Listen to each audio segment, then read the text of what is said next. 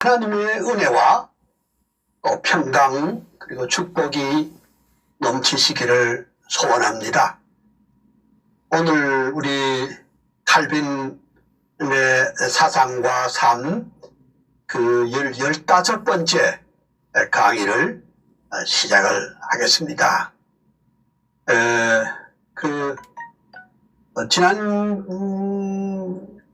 어제 그저께 또 말씀하기를 우리가 요한 칼빈 하면은 그 위대한 교의 신학자라 그렇게 말할 수 있는데 그 틀린 말은 아니고 맞습니다. 맞고 또 교의 신학자이고 또 우리 개혁 신학의 교리적 체계를 심어준 것이 확실하지만은 그러나 또 한편은 칼빈은 목사였다는 것 그리고 설교자였다는 것 그리고 그 중에서도 강해 설교의 왕이라 할 만큼 철저하게 강해 설교를 했습니다. 이제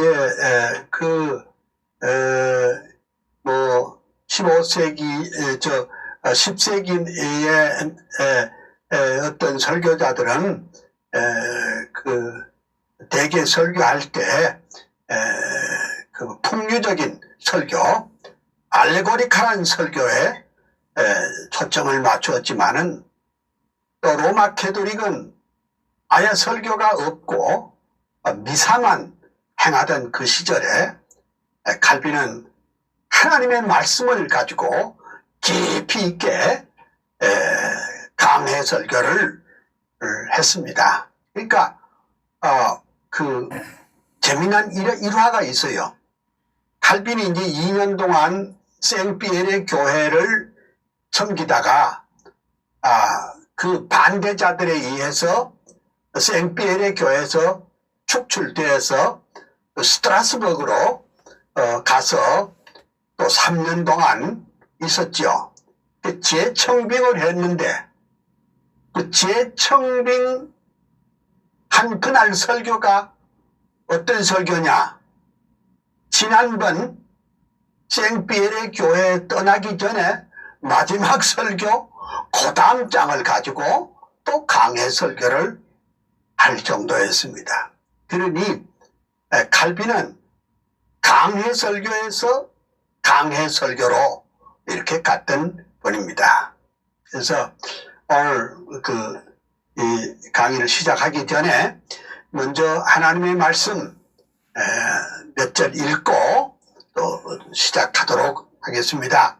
디모데 후서 3장 12절 그러니까 사도 바울은 디모데에게 그 목회에 또 설교에 꼭 필요한 메시지를 남겼는데 그것이 디모데 후서입니다. 그 중에서 특별히 디모데 후서 3장 12절 이하에 보면 무릇 그리스도 예수 안에서 경건하게 살고자 하는 자는 핍박을 받으리라. 그때나 지금이나 바로 진리대로 사는 사람은 핍박을 받는다는 것이죠. 그 다음 13절 악한 사람들과 속이는 자들은 더욱 악하여져서 속이기도 하고 속기도 하나니 2000년 전이나 지금이나 같은 것 같아요. 그 다음에 14절 그러나 너는 배우고 확신한 일에 거하라. 네가 네게서 배운 것을 알며 라고 했습니다. 근데 이제 우리가 배우는 것만 중요한 것이 아니고 그 배우는 것을 마음 가운데 확신하는 일이 있어야 됩니다. 그러니까 그 신학도 신앙도 확신이 중요합니다. 그렇죠? 그리고 또 바울은 디모데에게 말하기를 네가 네게서 배운 것을 알며. 사람이요 참 누구한테 영향을 받고 누구에서 배운 것 그 굉장히 중요합니다. 그러니까 우리가 대화할 때도 그렇고 설교할 때도 그렇고 무슨 책을 읽었느냐, 누구에게서 신앙의 지도를 받았느냐, 누구에게 영향을 받았느냐, 그 가장 중요합니다. 저는 박윤선 목사님을 26년간 측근해서 모셨습니다. 그런데 그 26년 동안 그 박윤선 목사님을 모시다가 보니까 그 모든 것이 그 목사님의 신앙과 사상을 따르는 그러한 것이 됐습니다. 그 다음 15절 보면 또 네가 어려서부터 성경을 알았나니 성경은 능히 너로 하여금 그리스도 예수 안에 있는 믿음으로 말미암아 구원에 이르는 지혜가 있게 하느니라. 성경은 그리스도 안에 있는 믿음으로 말미암아 구원에 이르는 지혜를 우리에게 가르쳐 주신다. 그 말이죠. 그 다음에 16절 보면 모든 성경은 하나님의 감동으로 된 것으로 교훈과 책망과 바르게 함과 의로 교육하기에 유익하니. 그러니까 성경은 하나님의 영감으로 기록이 됐다. 그러므로 이 성경의 그 충족성을 가르쳐 주는데 교훈과 책망과 바르게 함과 의로 교육하기에 충족하다. 그 다음에 17절 이는 사람으로 온전케 하며 모든 선한 일을 행하기에 온전케 하려 함이니라. 그러니까 오늘 이 말씀은 우리 그 칼빈의 설교론의 주제와 또 이렇게 딱 맞기 때문에 제가 이 말씀을 택하였습니다. 그래 어제까지 한 말씀은 칼빈의 설교는 항상 그러니까 설교자도 꼬람되고 하나님 앞에 설교를 듣는 사람도 꼬람되고 하나님의 면전에 서도록 하는 것이 그것이 특징이라 이렇게 말씀드리다가 어제 시간 돼서 그쳤습니다. 그리고 칼빈은 설교라는 것은 주의 종들의 특권이라 이렇게 했습니다. 설교는 주의 종들의 특권이라. 근데 우리가 이 알아야 될 것은 설교는 아무나 하는 건 아닙니다. 왜 그런가 하니까 어떤 사람은 간증이 설교인 줄 아는 사람들도 있거든요. 간증은 간증이고 설교는 설교입니다. 어떤 사람은 우리가 이 설교를 하려면은 신학이 있어야 설교를 합니다. 어떤 분은 이렇게 또 말하대요. 나 몰라. 난 뭐 교리 같은 건 난 모르고 그냥 꽉꽉 믿어. 그런 식으로 막 나가는 사람이 있는데 아닙니다. 그러니까 가령 예를 들면 우리가 한 편의 설교를 하려면 모든 신학이 다 동원됩니다. 가령 예를 들면 어떤 본문을 이해하려 할 것 같으면 해석학이 동원되어야 될 것 아닙니까? 그렇죠? 해석학을 하려면 히브리어, 헬라어 원문을 또 이해해야 될 것 아닙니까? 그리고 그 해석하기 다음에 그 다음에 뭡니까? 그것을 체계화하는 조직신학 또는 교회학이 또 있어야 되지 않겠습니까? 그렇죠? 응? 또 그것만 필요합니까? 그것을 역사적으로 어떻게 흘러왔는지 알려면은 역시 교회사를 이해해야 되지 않겠습니까? 그 다음에 네 번째는 뭐냐 하니까 그것을 어떻게 증거해야 되느냐 하려면은 실천신학의 원리가 있어야 될 것입니다.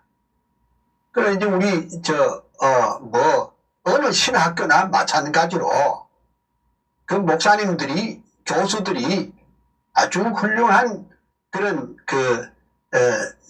강의를 하죠. 그런데 실컷 칼빈을 배워놓고 설교할 때는 슐라엘 마하로 빠져버리고,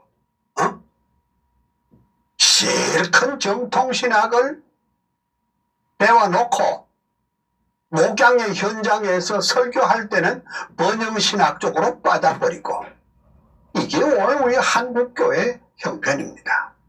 그러므로 우리가 참 주의 종이 되는 것도 두려움으로 해야 되겠고, 또 설교를 하는 것도 정말 두려움으로 정말 신학적인 체계와 뼈대를 바로 알고 설교를 해야지, 그렇지 아니하면은 자기 의견이 되기 쉽습니다. 이혈령 비혈령 요 녹비에 가로왈자라, 귀에 걸면 귀걸이, 코에 걸면 코걸이가 돼서는 안 되고,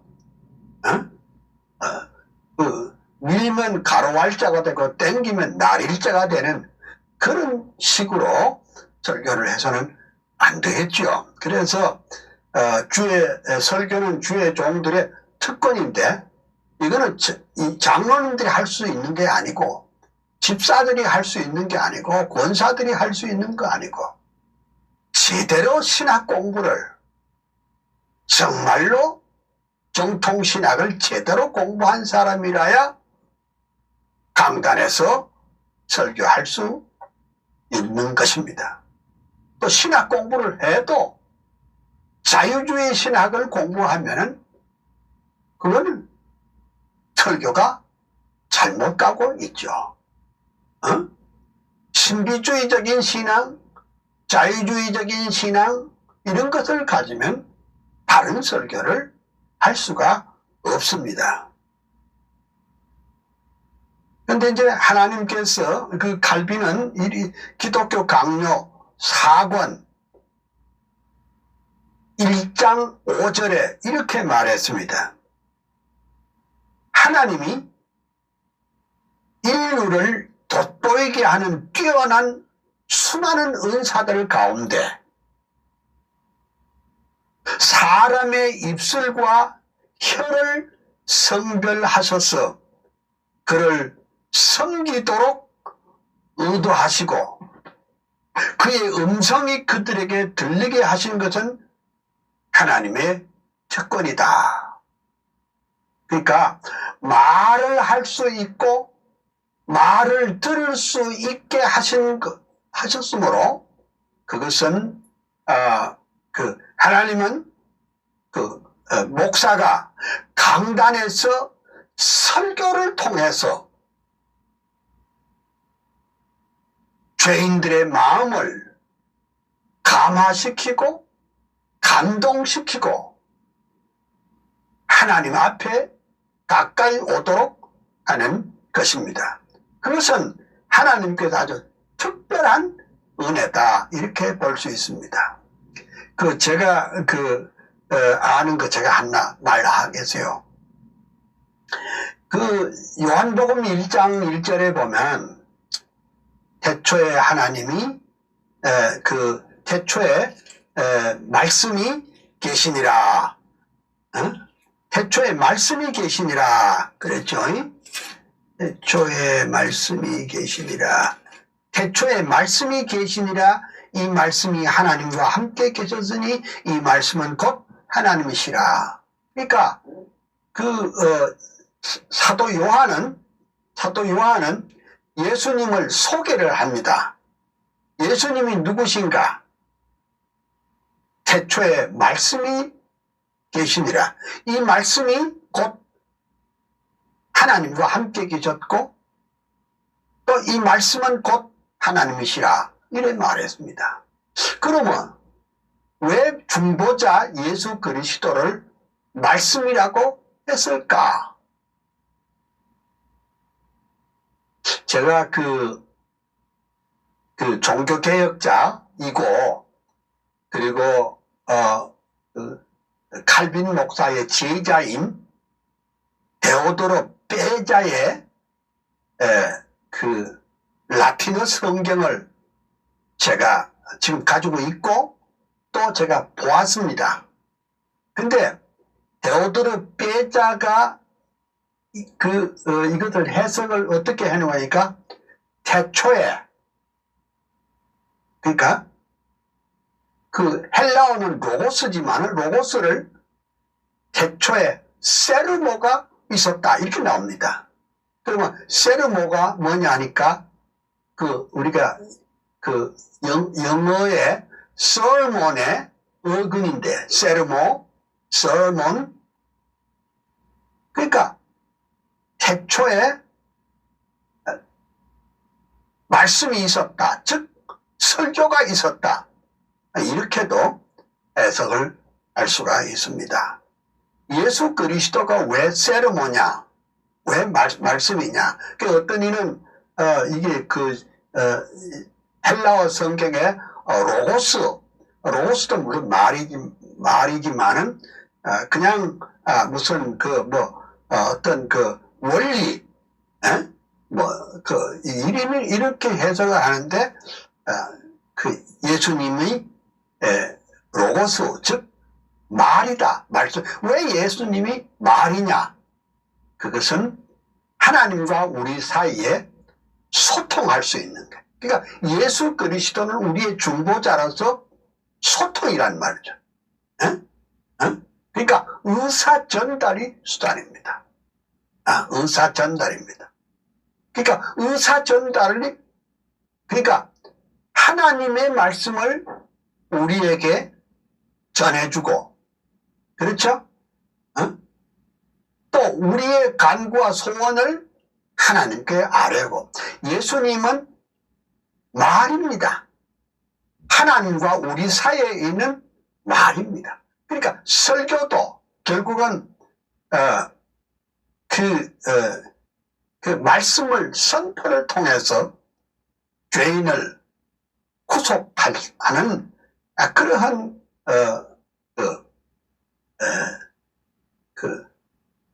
매뉴얼이랄까? 그것을 만들었습니다. 그것은 하나님의 은혜입니다. 그러니까 이 세상에 동물들에게 그런 것을 준 일이 없고 참 하나님의 형상대로 지음을 받은 우리 인생들에게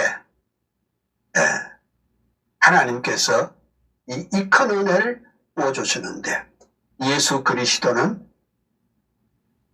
하나님께서 우리에게 보내주신 중보자 예수 그리스도가 곧 말씀이라.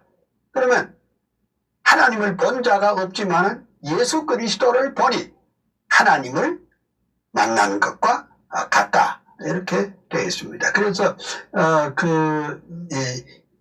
요한복음 1장 14절에 또 말씀이 육신이 되어 참 이게 희한한 말입니다. 말씀이 육신이 되어 그 말씀이신 그리스도께서 영광의 보좌를 버리시고 육신의 몸을 입었다. 그게 이제 성탄이죠. 그게 성탄이에요. 요새 무슨 우리 정부가 기독 탄일일로 바꾸자 그런데 참 뭘 이렇게 감나라 배나라 하는지 모르겠습니다만은 조금 말씀이 육신이 되며 우리 가운데 거함에 거한다는 것은 텐트 친다 그 말이에요. 우리 가운데 거한다는 말이 텐트 친다는 말이에요. 아니 우리가 그 영광을 보니 아버지의 독생자의 영광이요. 은혜와 진리가 충만하더라. 그러면 예수님은 하나님의 말이에요. 하나님의 말이에요. 에? 말이에요. 에? 그러니까 하나님이 우리에게 무슨 말씀을 하는 건지 예수 그리스도께서 하신 말씀이 곧 그 말씀이라 할 수 있습니다. 그래서 우리는 그래서 이제 설교가 참 중요하다. 그래서 데오도로 베자는 태초에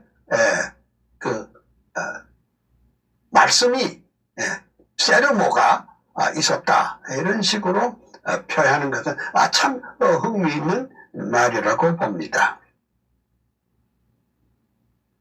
그리고 이제 이 칼빈은 목회서신은 91페이지에 목회서신 주석 91페이지에 교회가 진리를 지키는 것은 설교를 통해서 진리를 선포하기 때문이다. 그렇게 말을 했습니다. 그러면 교회가 진리를 지키지 않으면 교회가 진리를 설교를 통해서 선포되지 아니하면은 그것은 교회일 수가 없다.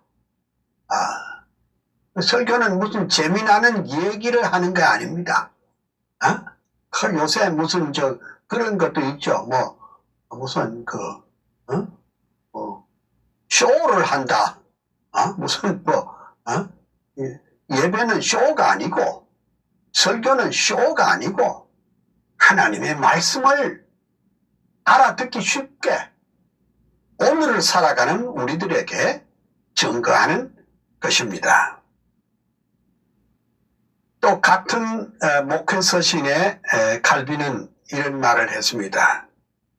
성경은 모든 지혜의 원천이며 성경으로부터 목사들은 자신들의 양무리 앞에 세워둔 모든 것을 이끌어내야 한다.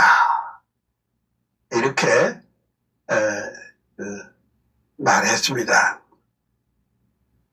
그러니까 2000년 기독교 역사에 가장 유능한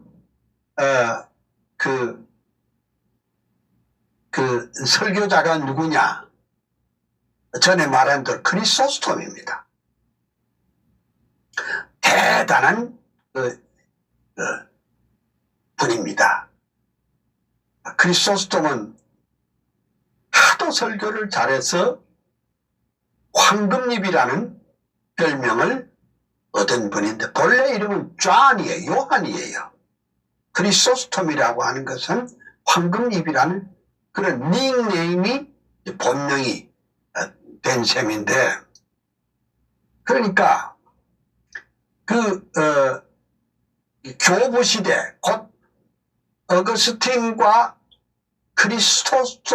크리소스톰 이후에 1000년 만에 칼빈 같은 이런 건전하고 분명한 강해 설교자가 드디어 처음 나타난 겁니다. 이것이 바로 리포메이션, 종교개혁인데, 그러니까 다시 말해, 그 모양을 다시 만든다. 리포메이션 한 것입니다. 1000년 만에 나타난 위대한 강해 설교자가 바로 칼빈이었다. 그럼 이전에는 어떻게 했냐? 거의 다 알레고리칼한 설교였습니다. 알레고리칼한 설교의 대표는 오리겐 같은 사람이 볼 수가 있는데, 오리겐은 그 알레고리칼 설교에 그 아주 왕자라 하리만큼 뭐 성경에 나타난 온갖 사물과 또 모양을 가지고 거기다가 의미 부여를 해가지고 거기서 뭐 찾아내는 이런 것도 선수였습니다. 그리고 이제 중세 때 와가지고서는 그 어떤 설교자는 말하기를 토끼를 성경에 뭐 토끼라는 말이 나오죠. 토끼를 가지고 약 30대지로 나눠가지고 설교를 한 적이 있습니다. 뭐라고 그랬느냐? 아니 토끼는 눈알이 빨갛다. 우리가 하나님을 앙모하기 위해서 눈이 빨갛도록 우리가 간절히 했다. 이게 무슨 헛소리지요? 그 다음에 뭐 또 토끼 귀가 길다. 토끼 귀가 왜 기냐? 우리가 하나님의 말씀을 그 토끼가 귀를 쫑긋하도록 하기 위해 그렇게 들어야 된다. 또 뭐 토끼는 되새김질 하니까 오물오물 이렇게 하니까 우리도 말씀을 그렇게 되새김질을 해야 된다. 좋은 말이죠. 뭐 갖다 붙이는 게 잘 붙이죠. 토끼는 앞다리는 짧고 뒷다리는 길다. 그래서 올라가는 거는 잘하는데 내려가지는 못한다. 그리고 우리도 올라가는 생활을 해야 된다. 얼마나 그럴듯해요. 요즘도 이렇게 설교하면 막 아멘이 막 터지겠죠. 또 토끼는 또 바위 위에서 잠을 잔다. 우리도 반석 되시는 그리스도에게 의지하고 잠을 자야 된다. 이러다가 나중에는 마지막 판에 가서는 희한한 말을 다 합니다. 토끼는 죽어서 결국은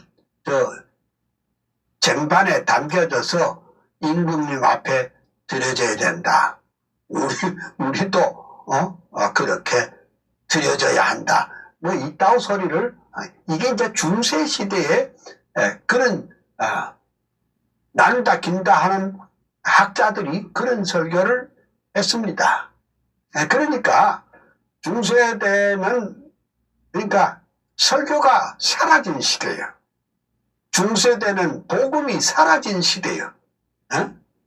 근데 칼빈에게 와서 성경을 히브리어 헬라어의 그 원문을 따라서 그 본문을 깊이 있게 주석하고 해석하여서 그것을 오늘의 우리의 삶 속에 적용하고 적응하는 그런 것이 였습니다. 그래서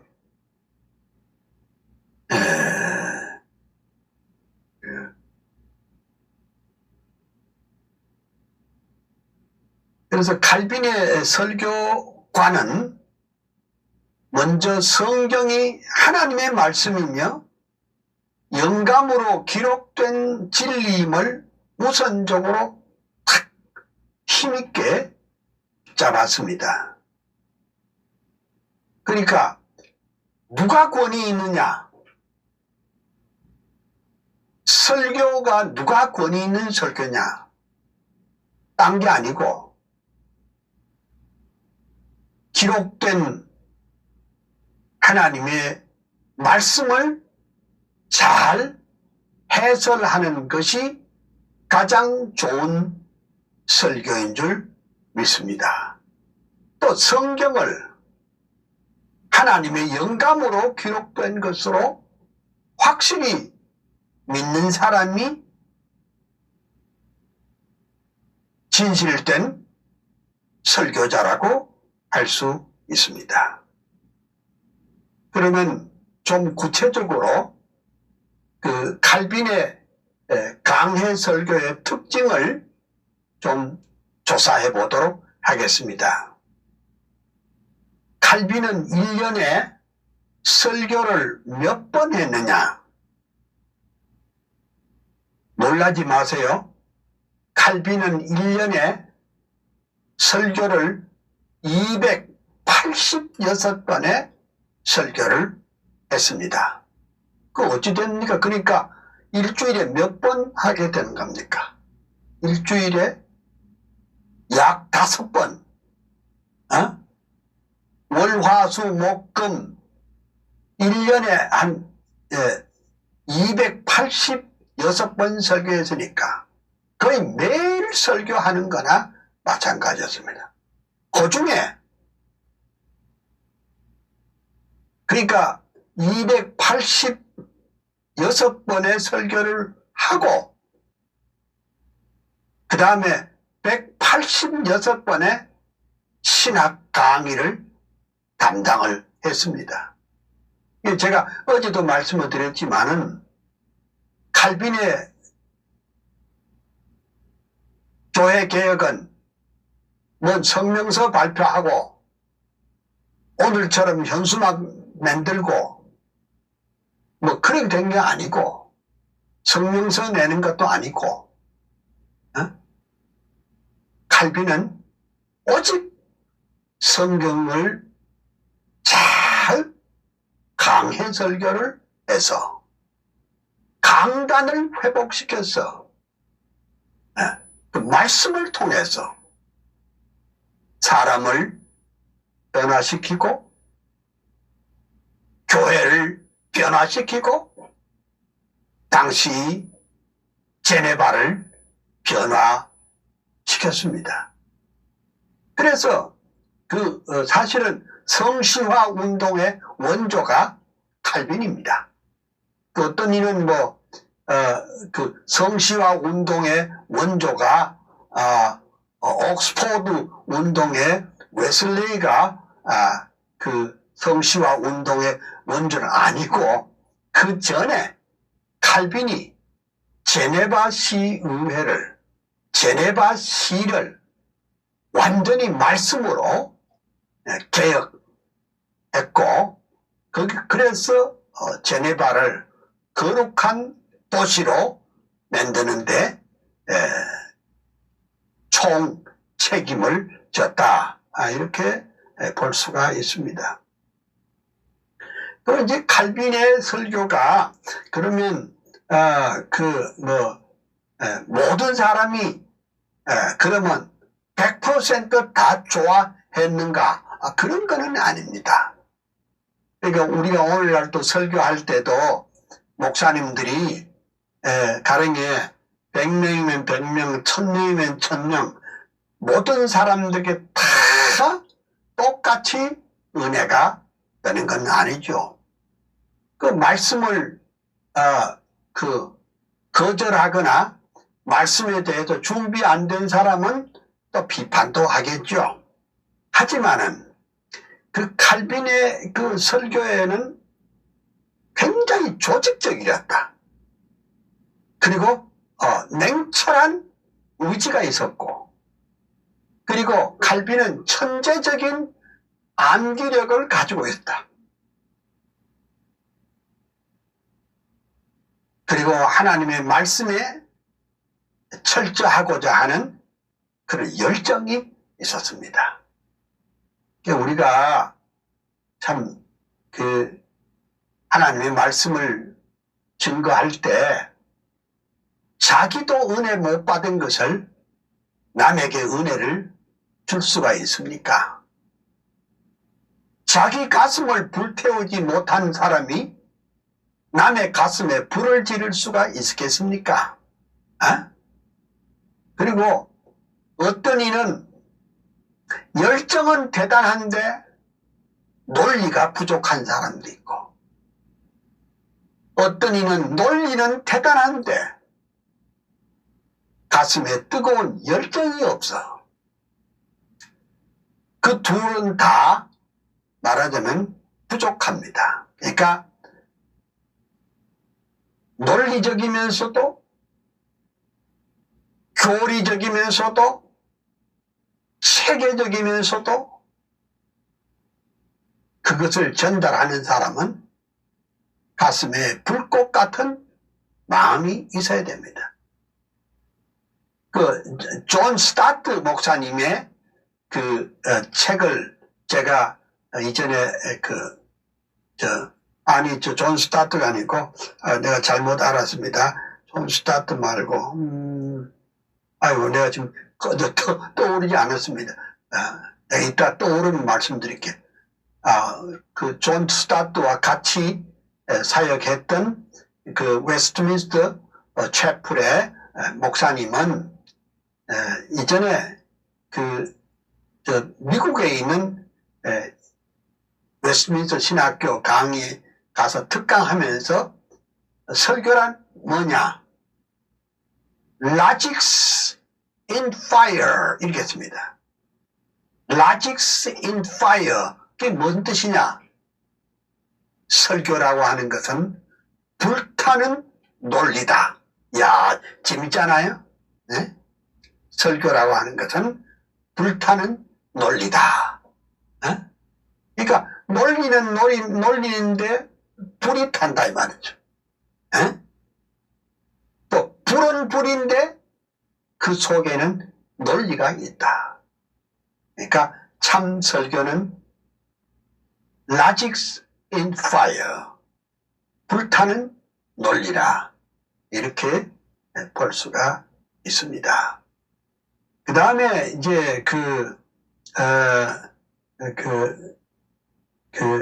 칼빈은 조직적이면서도 냉철하고 그리고 그 말씀에 대한 그 열정, 뜨거운 열정이 있었다. 그렇게 왔습니다. 그리고 이제 칼빈의 설교에는 어제 또 말했지만 수사학적인 요소가 있었다. 에? 수사학, 레토릭인데 어제 말씀드린 대로 그 말과 글을 논리적으로 해서 상대를 설복시킬 수 있는 기술이 수사학이라고 했습니다. 본래 이 수사학이라고 하는 것은 기원전 한 3세기 때 이제 동기가 이런 동기입니다. 재판하는데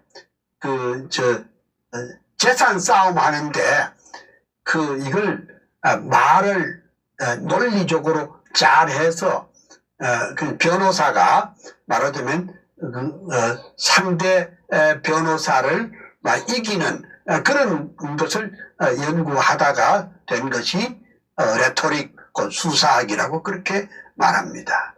그런데 칼빈은 당대의 수사학의 천재였다. 그러니까 칼빈은 의학의 천재이기도 했지만은 수사학에도 천재이기도 했습니다. 근데 칼빈의 설교는 간단, 명료, 단순, 직접적이다. 다시 말할게요. 칼빈의 설교는 간단, 명료, 그리고 단순, 직접적이다.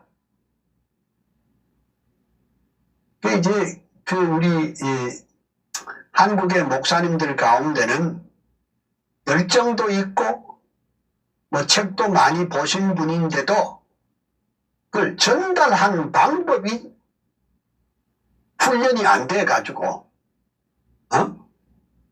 마치 말이 떡가래처럼 길게 이렇게 해서 어느 것이 주어인지 어느 것이 목적인지 어느 것이 동사인지 모르는 경우가 많이 있습니다. 그리고 명쾌하게 간단하고 명료하고 단순하고 직접적이어야 한다. 그것이 칼빈의 설교 방법이었습니다. 그리고 이제 칼빈의 설교에는 지적 명석함도 있지만은 논리적인 강점이 잘 표현이 되어 있습니다. 그게 아주 중요하다고 볼 수 있습니다. 그러니까 우리가 지금 이제 칼빈의 설교론을 배우면서 우린 사실 오늘 우리 실천신학에서 배우는 그 설교학을 다 공부했다고 할 수 있을 정도로 칼빈은 설교에 있어서 모범이다. 그는 교의학자이지만은 생피에르 교회 3교회에서 27년을 강단에서 설교했던 설교자였습니다. 그리고 그의 그 설교에는 아주 진지성이 있었어요. 한마디도 허투루 하는 것이 아니라 그 진지한 말씀인데 그 진지한 말씀 가운데도 조용한 말이지만은 거기에는 확신이 있었습니다. 그리고 능력이 있습니다. 우리는 그 고함만 치면 능력이 있는 줄 아는데 고함 친다고 능력이 있는 것이 아니라 그것이 아주 그 진지하고 확신을 가진 그런 메시지가 있어야 능력이 있습니다. 그러니까 조용히 말해도 확신에 찼고 능력이 있는 말이었다. 이렇게 말할 수가 있습니다. 이제 칼빈은 그 설교하러 가기 전에 오랫동안 성경 연구에 몰두했습니다. 오랫동안 히브리어 헬라 원문을 조사하고 그것을 영적으로 또 달구어서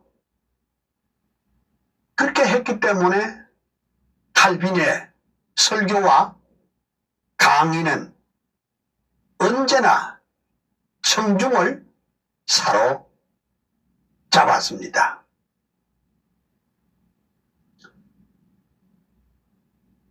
그 칼빈의 설교의 속도는 어땠느냐?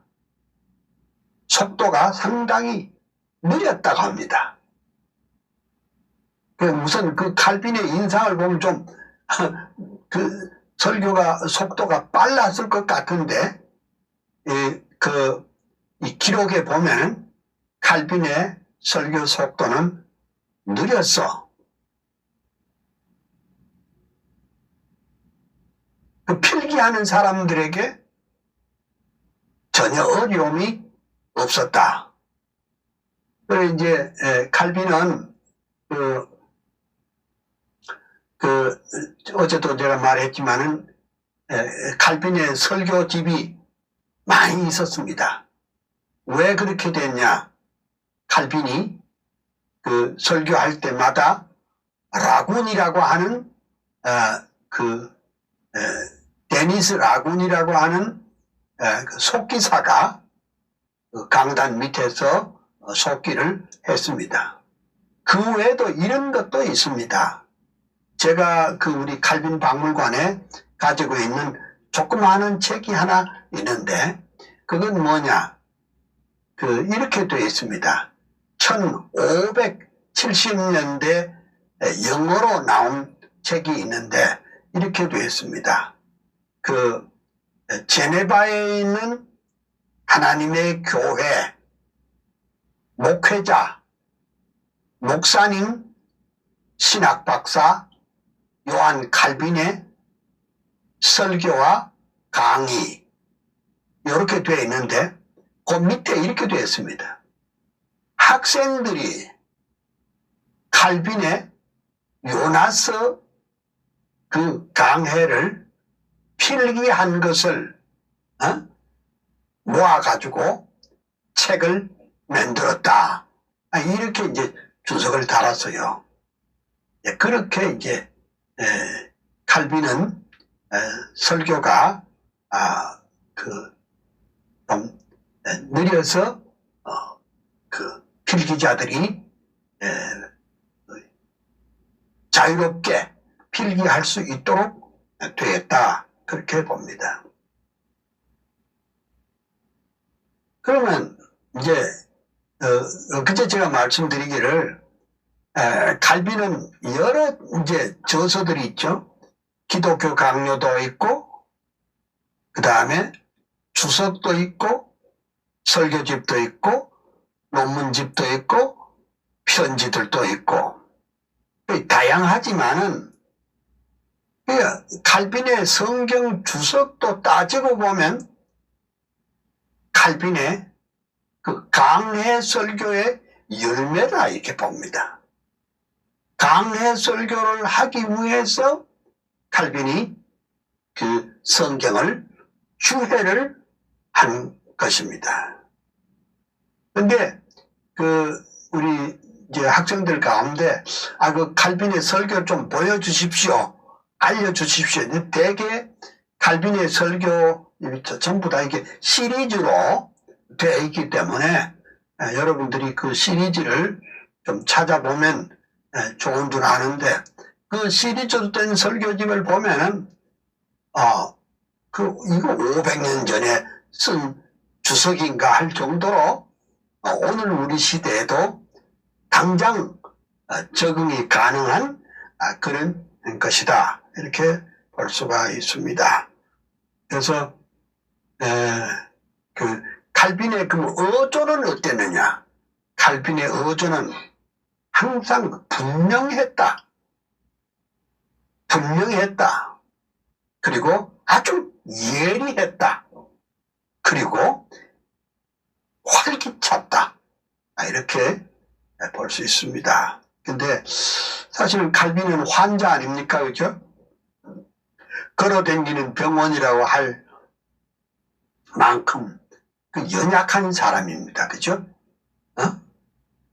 신경통에 또 기관지 천식에 또 온갖 위장병에 온갖 질병을 앓고 있었지만 그런 일생 동안 1년에 설교만 286번 했고 신학 강의만 186번을 할 정도로 그거는요 하나님이 함께 하시지 않았으면 불가능한 일입니다. 우리 한국교회 목사님들이 설교 많이 한다 하지만은 어제 이 정도 할 수 있습니까? 1년에 286번의 설교를 186번의 신학 강의를 이게 가능합니까? 나중에 꼭 배우겠지만 칼빈은 신방도 했어요. 신방도 했어요. 아마 목회에서 신방을 한 것은 기록으로 봐서 아마 칼빈이 유일할걸요. 신방을 했습니다. 예. 그리고 그러다 보니까 칼빈의 설교에는 소위 요즘 말로 미사 여구가 없었습니다. 그냥 좋은 말 해가지고 그런 것이 없고 아주 메시지가 분명하게 아주 명쾌하게 증거가 됐다. 이것이 좀 특징이 옳습니다.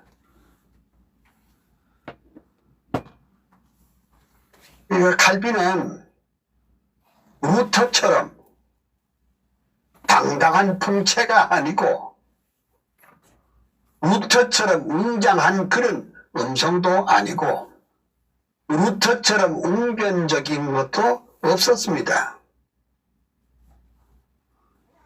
육체적으로 연약하고 재능이 별로 없었지만은 그 마음 가운데 죄 말씀을 사랑하고 언제나 하나님의 면전에 섰다는 그 확신,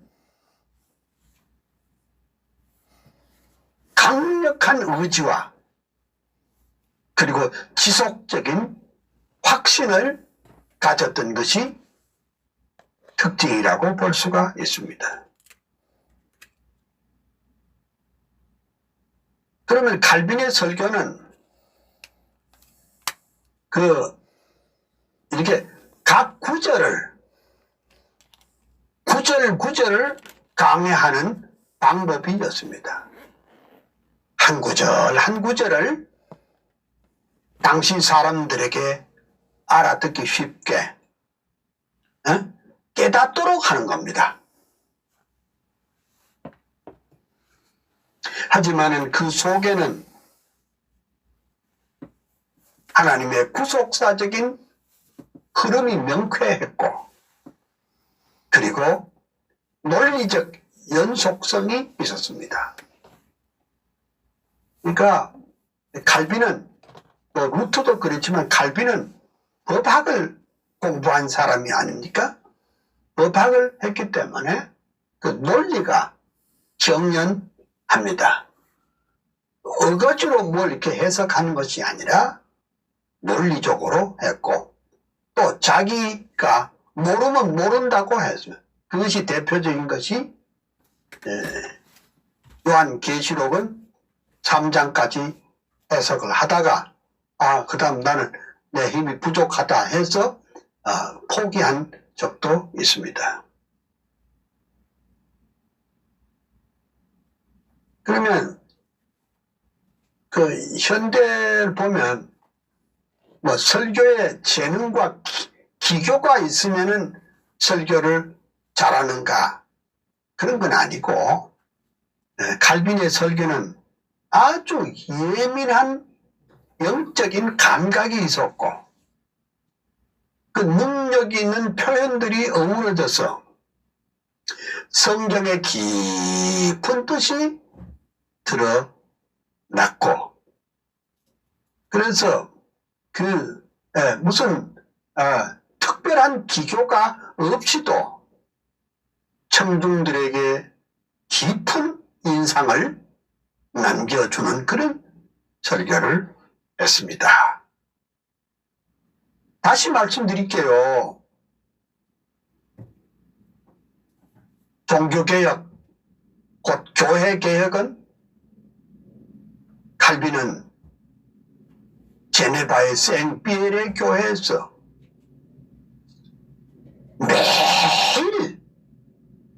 매일 설교하고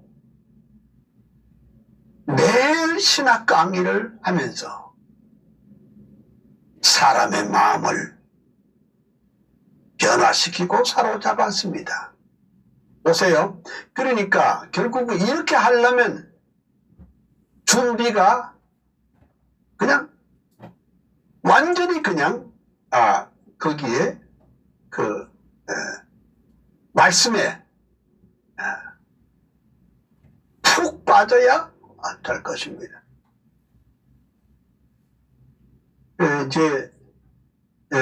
저는 늘 말씀드리지만은 제가 박윤선 목사님을 평생 모시고 있었고, 근데 박 목사님은 이렇게 이제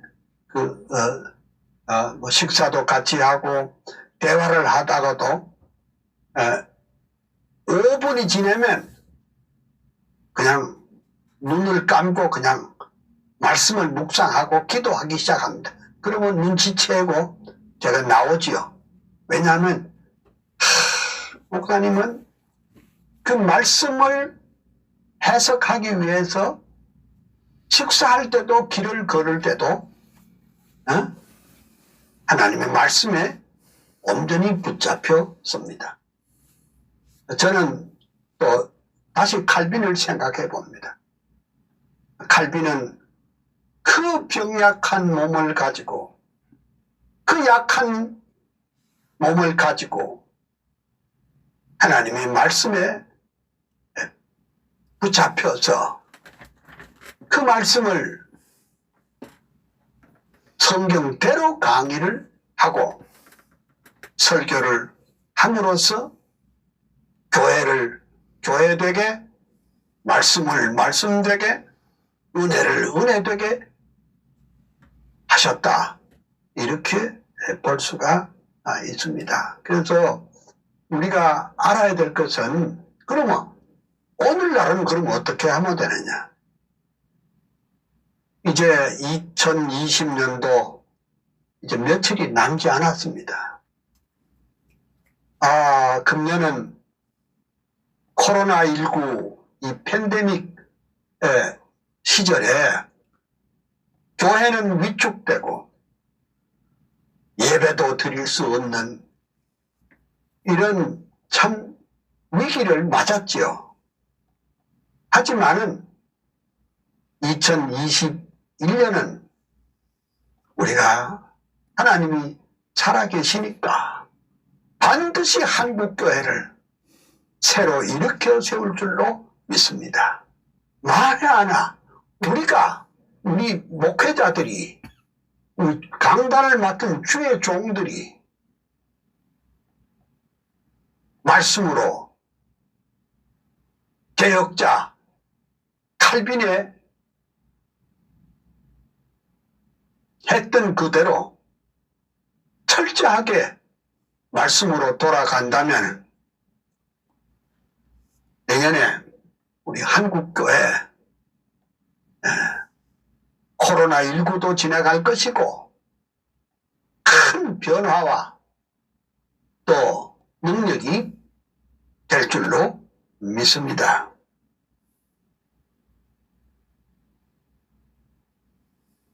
칼빈의 설교는 그의 예민한 감각, 능력 있는 표현들에 어우러져서 성경의 깊은 뜻이 드러났고 기교가 없이도 깊은 인상을 청중들에게 심어 주었습니다. 그러면 칼빈은 설교 준비를 어떻게 했을까? 여러분도 그게 궁금하잖아요? 칼빈은 설교 준비를 어떻게 했을까? 물론 성경을 읽지만은 동시에 그때 당시에 그 종교개혁의 동지들의 책을 다 읽었습니다. 그러니까 옛날 교부들의 원전, 예를 들면 크리스토스톰, 어거스틴, 아다나시우스, 암브로스, 바실 이런 교부들의 책을 다 읽지만은 동시에 루터, 조잉글리, 그 다음에 파렐 이런 그 다른 사람들의 개혁자들의 책을 다 읽고 준비를 했습니다. 그러니까 어떤 의미에서 칼빈은 그때 당시에 그 개혁자들의 사상과 삶을 자기가 다 흡수해가지고 완전히 말하자면 자기 것으로 만들어가지고 새로운 말하자면 교리 체계를 만들었다 이렇게 볼 수가 있는데 칼빈은 그 동지들의 책도 많이 읽었다 이렇게 봅니다. 근데 이제 참 죄송합니다만은 제가 평생 신학교 교수로 있었는데 신학교 교수들은요 자기 동지들의 책을 안 읽어요. 이게 무슨 심리인지 난 모르겠어요. 에? 신학교 교수들은 같은 학교 교수들의 책은 안 읽어요. 이런 말을 해야 될지 제가 모르겠어요. 제가 쓴 40년 전에 제가 쓴 책이 하나 있는데 실천신학 개론이라는 책이 있거든요. 얼마나 찍혔느냐? 40년 동안에 20판이 나왔어요. 20판이 나왔는데 정작 내가 있는 학교에는 그 책을 교과서로 안 써요. 참 희한한, 다른 데는 다 써가지고 20판이 나왔는데, 그래서 금년에 그 21판은 새로 개정판을, 수정 정보판을 내기 위해서 다 준비했고, 지금 출판사에도 넘어갔고, 금년 말에 그 책이 나오게 될 줄로 믿습니다. 나오게 되면 또 여러분들에게 자세하게 소개를 하겠지만은, 오늘 우리 시대의 사람들은 옆에 동지들의 책을 안 읽어. 근데 칼빈은 자기 시대에 나온 책들을, 동지들의 책을 다 읽어. 그것을 자기 것으로 소화했습니다. 칼빈은 뿐만 아니라 초대 교부들의 작품, 또 스콜라 철학자들의 작품도 읽고, 심지어 학문적 입장이 다른 주해설도 깊이 탐독했습니다. 그러니까 말했죠. 칼빈은 독서광이라 했습니다. 책을 많이 읽었습니다. 책을 읽지 않는 목사는 큰일 할 수가 없습니다. 그리고 이제 칼빈은 말했지만은 탁월한 성경 원어 실력이 뛰어납니다. 히브리어, 헬라어는 아예 그때 당시에 최고의 권위자 집에, 아예 그 집에 그 교수 집에 들어가서 성경을, 그 원문을 배울 정도였고, 또 라틴어 지식이, 놀라운 성경 지식이 됐고, 성경 본문을 깊이 연구하는데 결정적인 역할을 했습니다. 그러니까 히브리어, 헬라어는 성경 언어고 라틴어는 신학 언어입니다. 제가 58년 전에 라틴어를 공부를 했는데, 그 라틴어 시간에 학생들이 한 40-50명 강의를 들었어요. 근데 1년 동안 끝까지 살아남은 사람은 3사람이었습니다. 그 중에 한 사람이 저예요. 예? 그 중에 한 사람이 저예요. 그러니까 시작은 다 뭘 좀 하지만은 그것을 끝까지 견디는 사람은 많지를 않습니다. 그러니까 지금 이제 유럽에 가보면, 유럽 같은 나라에는 아예 인문학을 공부하는 사람은 고등학교 때 히브리어, 헬라어, 라틴어를 다 떼버립니다. 야, 근데 우리는 신학교에 들어와서 겨우 헬라어 조금, 히브리어 조금 하다가 그렇게 졸업하는데 차이가 많이 나죠. 좀 부족한 건 많죠. 근데 칼빈은 라틴어에 아주 대단한 실력을 가지고 있습니다. 그래서 칼빈의 강해 설교는 사색에서 나온 것이 아니라 풍성한 성경 지식과 원어 지식과 성경 본문에 대한 깊은 묵상과 청중들에게 올바르게 적용하고자 애쓴 그의 마음에서 비롯됐습니다. 어때요? 지금도 설교를 잘하는 방법은 칼빈 목사님에게 배우는 것밖에 없습니다. 칼빈 목사님은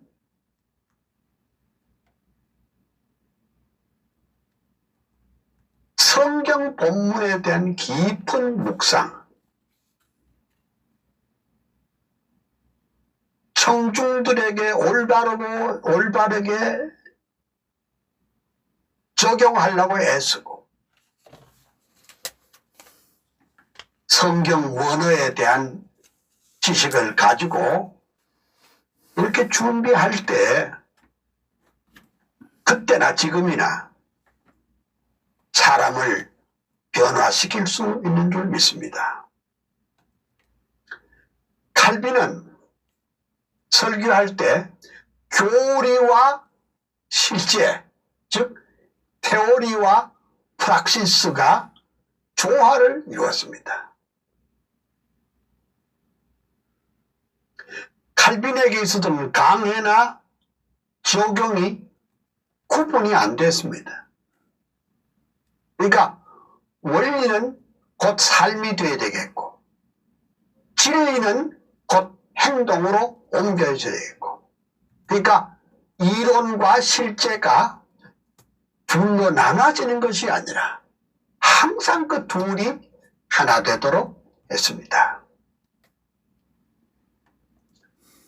칼빈의 강해 설교는 진지함, 솔직함, 명료성, 단순성입니다. 그래, 칼빈의 설교의 최종 목적은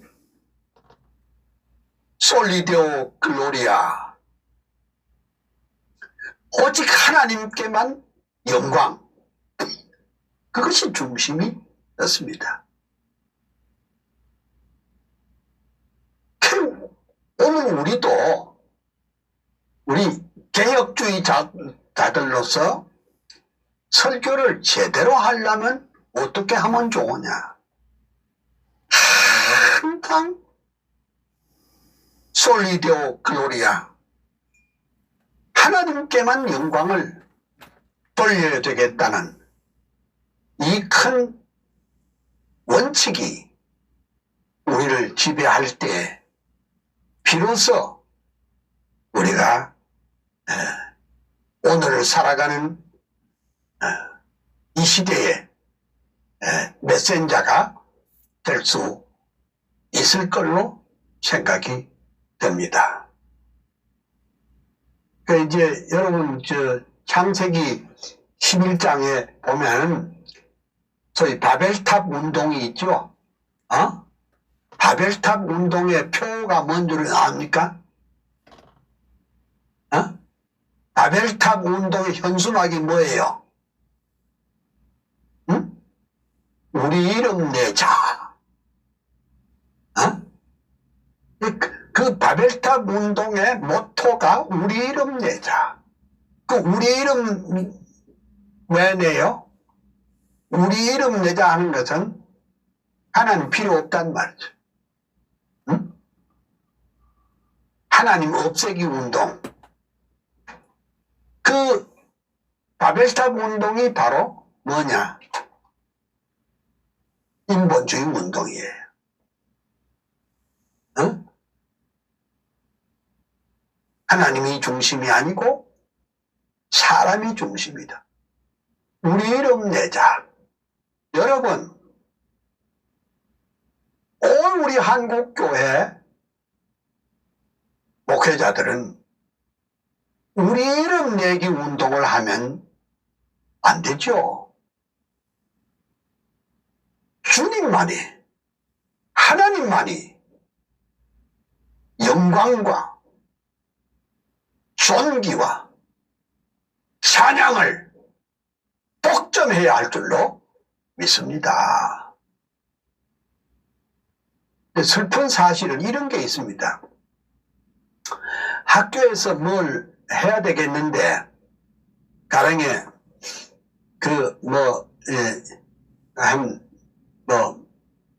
몇 천만 원, 몇억 드는 무슨 공사를 하는데, 그거 이제 큰 교회, 몇 교회 같이 하면은 금방 할 수 있잖아요? 가령 예를 들면, 5천만 원짜리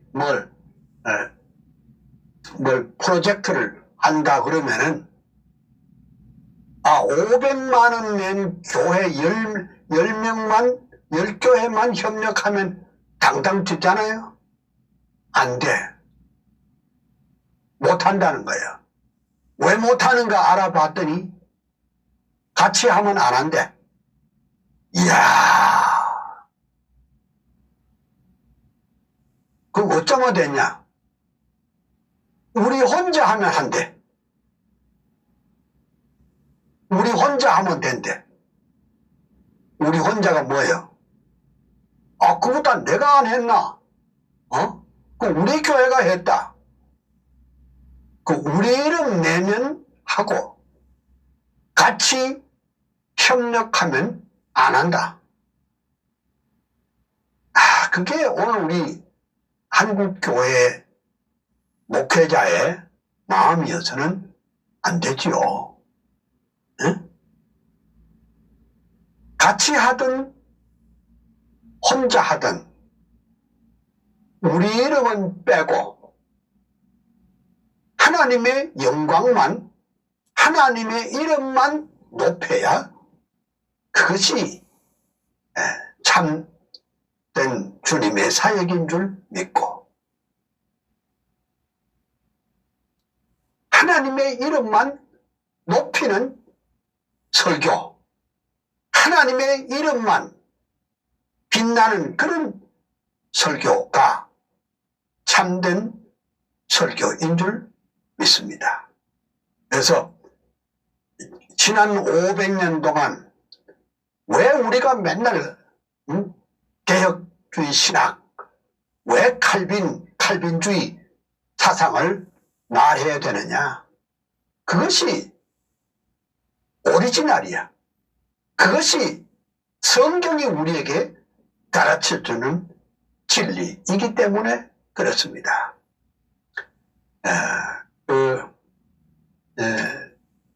칼빈의 설교 준비 방법은 다음 주간에 좀 생각을 해보기로 하고, 오늘은 여기서 마치는데,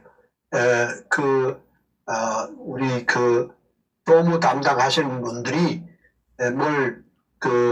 여러분들에게 숙제를 내면 숙제를 해오는 걸로 그래 돼 있거든요. 내가 이미 숙제를 이미 냈으니까 여러분 읽고 어떻게 답을 해주시면 참 좋겠습니다.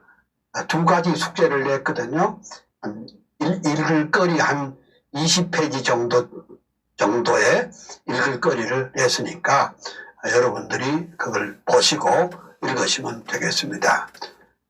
여러분들에게 주님의 은혜와 또 평강, 축복이 넘치시기를 소원합니다. 기도 한번 하고 마치겠습니다. 자비로우신 하나님, 우리들의 아버지시여, 하나님의 그 크신 은혜와 축복을 인해서 감사와 찬양을 올립니다. 2020년은 코로나19 이 팬데믹 사건으로 말미암아 한국교회가 위축되고 어려운 가운데 있고, 대형교회는 대형교회대로, 작은 교회는 작은 교회대로 지금 어려운 가운데 전전긍긍하고 있습니다. 그래도 이 교회는 주님의 교회입니다. 하나님께서 붙들고 계시는 교회입니다. 하나님이 사랑하는 주의 종들을 오른팔로 힘있게 붙잡아 주시고, 죄를 사탄을 발 아래 짓밟고 능력 있게 걸어가게 하여 주옵시고, 2021년 새해는 하나님께서 이 땅을 회복시켜 주시고 한국교회를 회복시켜 주시고 부흥시켜 주시옵소서. 또 원치 않은 곳에 있는 목사님을 위로하시고 강건케 하여 주시옵소서. 주 예수 그리스도의 이름으로 감사하옵고 기도합니다. 아멘.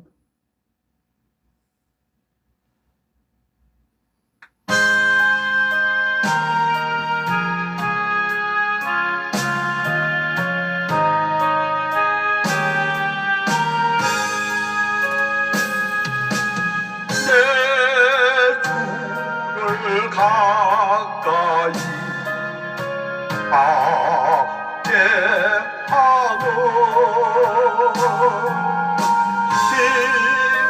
십자가 짐 같은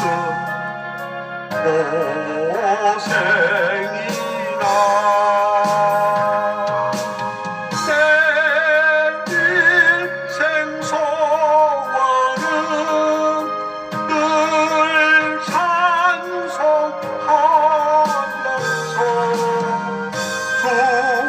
주께로 나가기 원합니다. 내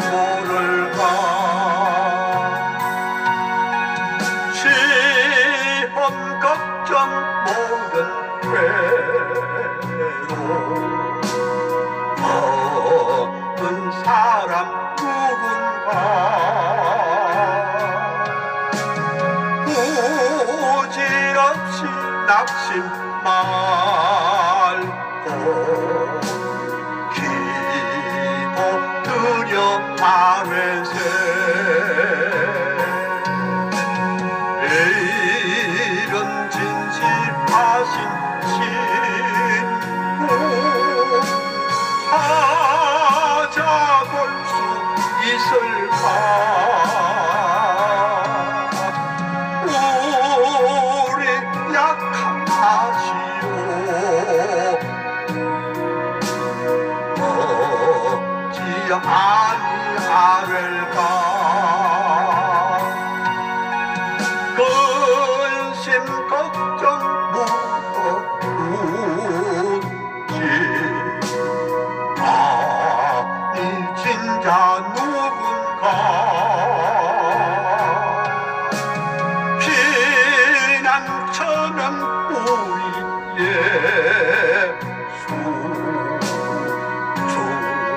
수주의 기독들이네